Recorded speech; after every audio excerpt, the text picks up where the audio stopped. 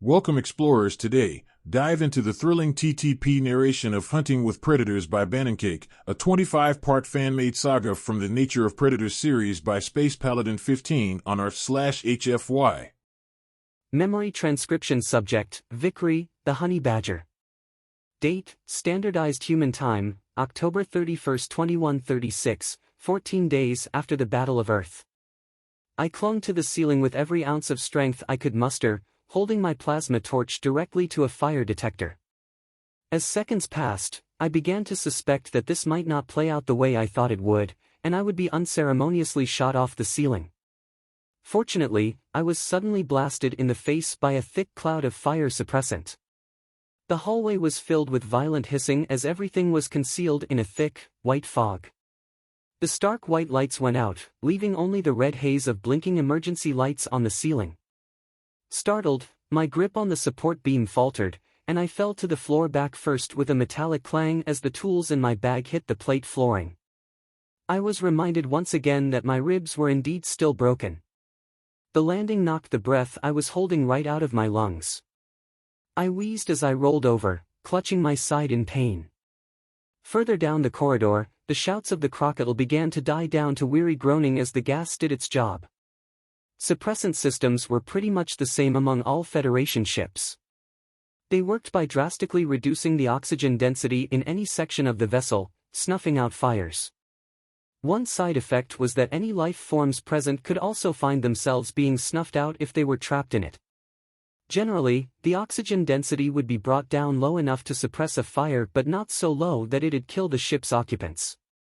It would, however, render almost any creature unconscious in a matter of seconds. The designers supposed that temporary hypoxia was better than burning to death. I could say from the experience aboard the Cardinal that they were correct. I doubted the extinguishers in Reese's section would go off, seeing as the door was already sealed, but even if they did, he'd survive for at least a minute. Now that I'd found myself winded on the floor, my plan quickly went horribly wrong. I could already feel myself slipping away. I might be closing my eyes for the last time in a few seconds. Unlike the crocodile, however, I did still have oxygen. In fact, I was still holding it in my paw. The plasma torch used oxygen as fuel, and a whole canister was still mounted in it. It might just provide me those few precious breaths I'd need to escape this place. I just needed to get it out of the torch in time.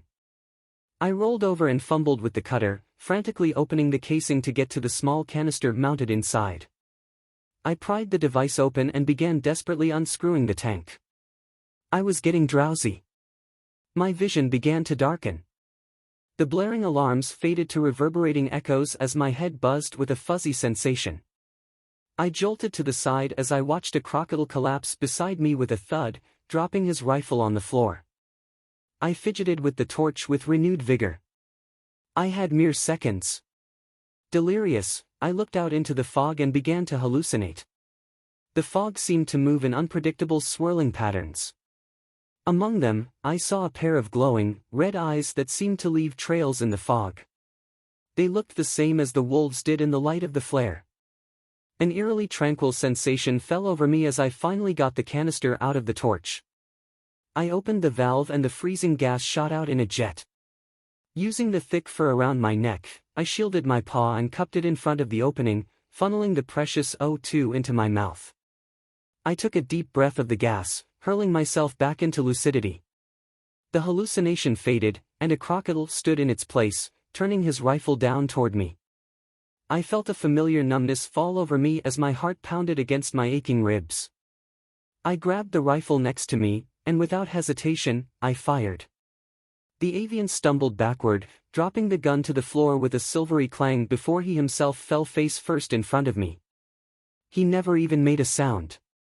I sat stunned for a few seconds before I started violently hacking and coughing as my lungs started rejecting the mass amounts of pure oxygen.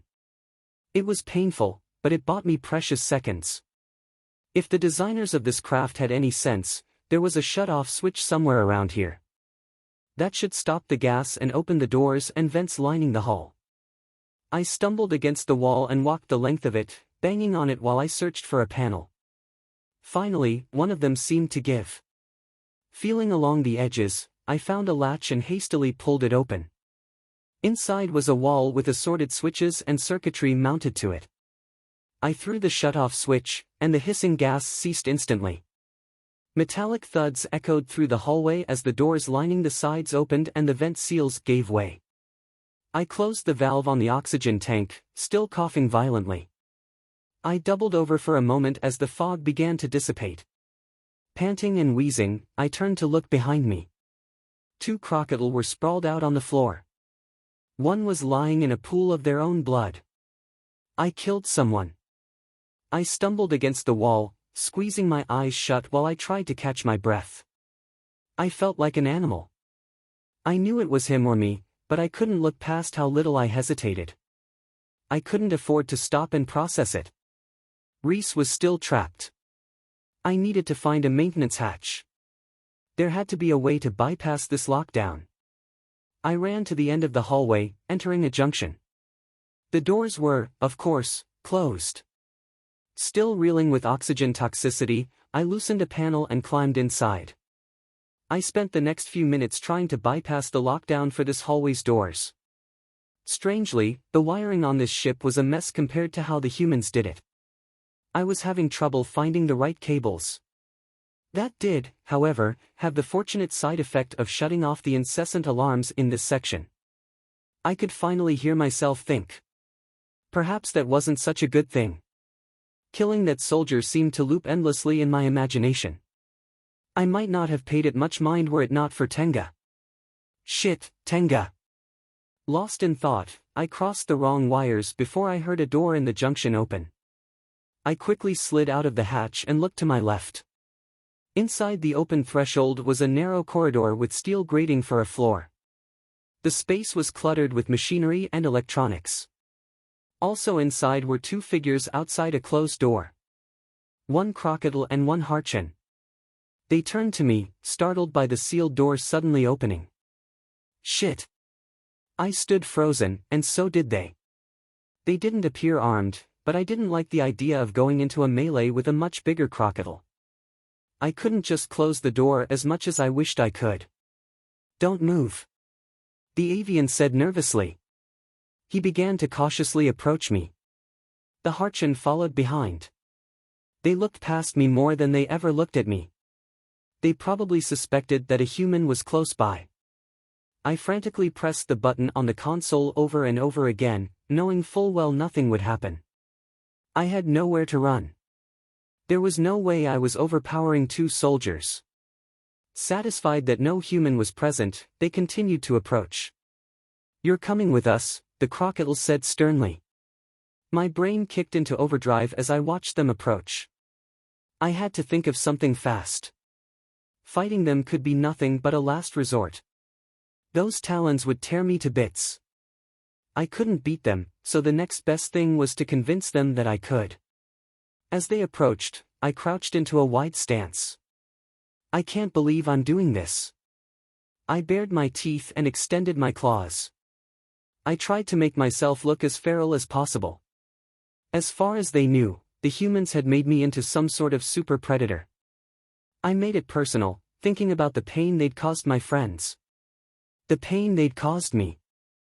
I found myself getting genuinely angry.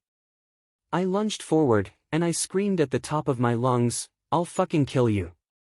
I tore at my vocal cords as tears filled my eyes. The blood in my veins burned hot as I started panting involuntarily. The feeling was indescribable. I felt a sudden rage start burning in my chest. I said it as a bluff, but my body was buying it. The soldiers were too. I think somewhere deep down, I meant it. The crocodile's eyes went wide. His feathers ruffled as he stumbled backward before clambering back to his feet and running behind the harchin. He's lost his damn mind. The harchin shrieked. It's predator disease, the crocodile added.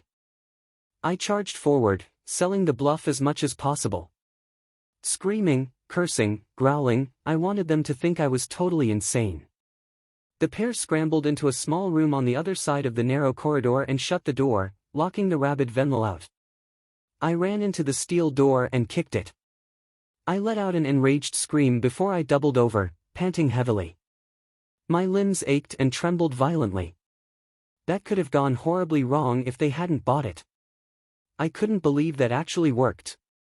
I started wondering if it was even a bluff at all. Did I mean it? I paused in the corridor. The sound of droning machinery set a backdrop for the raging noise in my head. I screwed the O2 canister back into my torch. My trembling paws made the simple task extremely difficult. I melted away the screws from the door control panel, and the whole device fell away, dangling from a bundle of wires. I spliced a few leads to ensure that they couldn't open the door from their side.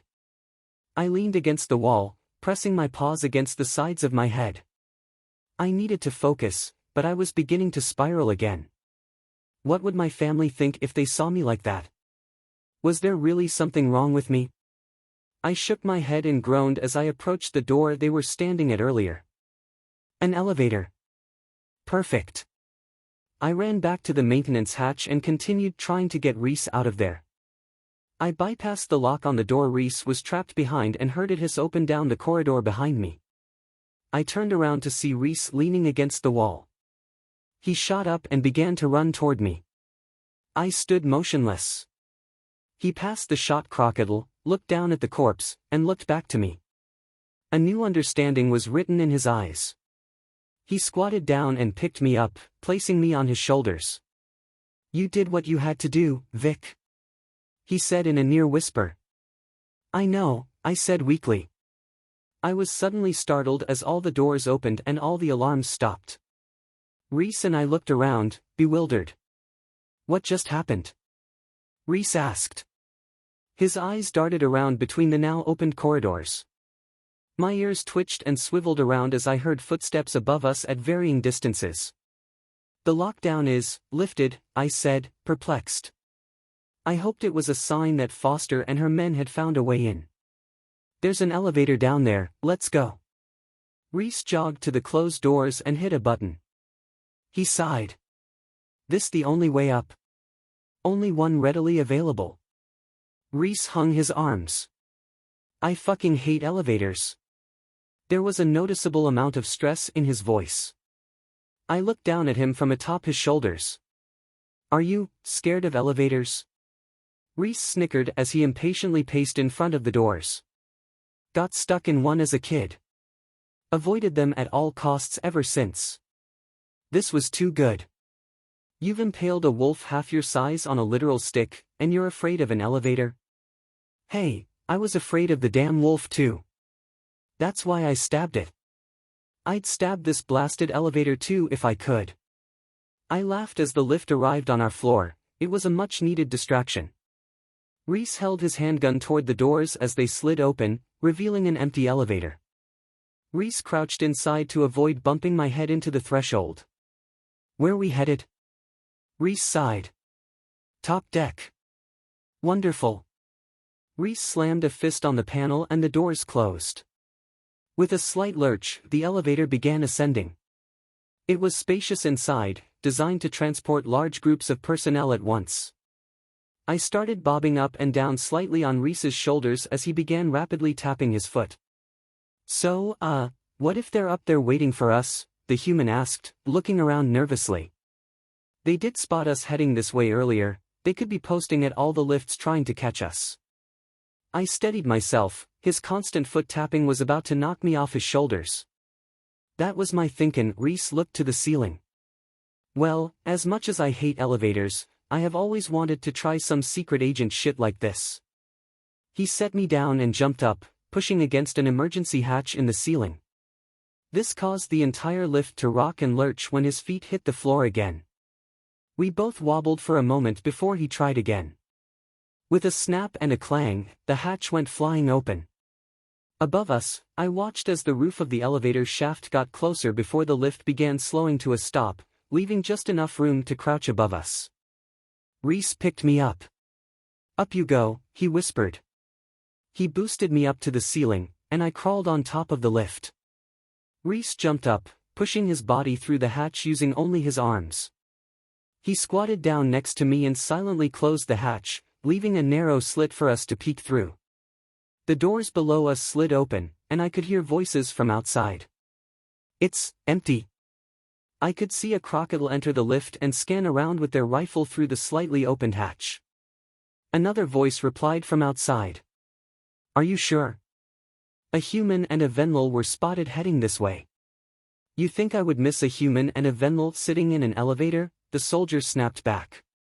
A new voice joined the conversation. "Get an engineer to shut down the lift on this floor so they can't use it." By the way they spoke, I assumed they were an officer. The crocodile in the elevator seemed to wheel around. "Sir, there are still people down there," he shouted. "And the bottom decks are the only way out." A few seconds of silence followed. "We may have to scuttle the ship," the officer breathed. The second voice in the hall chimed in. "If we could just get everyone armed and organized, we could take them. We have almost 3 times their number. We're too scattered. They'll just pick us off group by group." Another moment of silence followed. "Lock down the elevator and defend the bridge. We'll fight as long as we can, but if they reach the bridge, we take them with us." Reese's breathing seemed to quicken. "We can't let that happen," he whispered. He pulled a small cylinder from a pouch on his belt. "What are you?" Before I could even finish speaking, Reese had pulled a pin out of the cylinder, opened the hatch slightly, and dropped it in before slamming the hatch shut again. "Watch your ears." I quickly pressed my ears flat to the side of my head before a deafening explosion went off just below us. Even though I was covering my ears, they were still ringing painfully. By the time I turned around, Reese was already dropping through the hatch. I fell through behind him and watched as he picked up the crocodile in the elevator from the floor and held them in front of him, his arm wrapped tight around the aviant's neck. With his sidearm in the other hand, the human marched out the door. In just seconds, he put a round into both of the soldiers reeling outside the door. He looked left and right before hitting his hostage over the head with the back of his pistol and dropping their limp body to the floor. He knelt next to the officer and took a key card from them. He tossed it to me. I caught it but not before fumbling with it for a moment. I was still shocked at how quickly he'd taken down those soldiers. "Seems useful," Reese huffed. "Come on. Let's get to the bridge before they lock it down." I nodded and ran out into the hallway in front of him. It didn't take long for more soldiers to bear down on us. Behind us, I heard a crocodile shout, "Stop them," before Reese pushed me against the wall, and a hail of gunfire streaked through the corridor. I grunted as my back slammed into the wall, and Reese took cover on the other side. Fortunately, we'd taken cover behind a pair of pillars that housed a blast door. I wheezed as I swiped the card over the console and hit a series of buttons. A round struck the pillar dangerously close to Reese's face. The human flinched and grunted before the door began to close. "Fuck." He fired a few times, seemingly out of sheer spite. Blood streamed down his face as he held his free hand over his left cheek. The door closed entirely, and I immediately started melting away the bolts securing the panel. Reese watched for a moment before reaching into his bag. I saw a jagged gash on the left side of his face, narrowly missing his eye. "You all right?" I asked. "Just a scratch," he grumbled as he pulled some sort of iron rod from his bag. I'd seen this tool a few times but never understood its use. The humans called it a crowbar. "Put that damn thing away." Reese stepped in front of me and slammed the curved edge of the crowbar into the wall above the panel, denting it slightly. He then placed the flat edge into the gap and ripped the whole panel off in one swift motion, sending bolts clattering across the floor. Reese made a broad gesture, inviting me to the now accessible wires. Annoyed, I shut off the torch and spliced the door shut so that only we could open it. Reese inhaled through his teeth as he, once again, pressed his hand into his face. "To the bridge, then?" "To the bridge."